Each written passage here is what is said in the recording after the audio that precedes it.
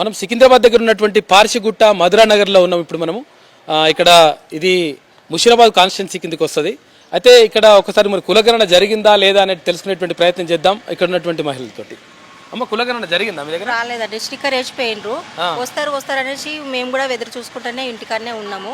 అసలు ఎలాంటి వాళ్ళు రాలేదు, ఎవరు రాలేదు, ఎంక్వైరీకి ఎవ్వరు రాలేదు, చూసుకుంటూనే ఉంటున్నాం మేము. ఇక అంటే మీ ఒక్కింటికే రాలేదా మొత్తం? ఇక్కడ సైడ్ ఎక్కడ ఏరియాలో ఎవ్వరికి రాలేదు, అంతే. రాలేదు ఖచ్చితంగా చెప్తున్నారు. పక్క వాళ్ళని అడిగితే ఏమంటారు?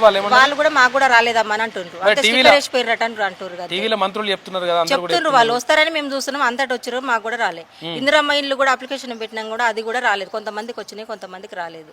అదే మాకు బాధగా ఉంది. మళ్ళా కులగణన రాలేదు. మీరు ఏంది అంటే క్యాస్ట్ ఏంది? మాది బీసీ. బీసీనా? రాలేదు అంతే, నమోదు చేయలేదు. మీ పేరు? మా పేరు మీ బంగా. చూసారు కదా, ఇది పరిస్థితి ఇక్కడ. అంటే వాళ్ళు రాలేదని చెప్తా ఉన్నారు.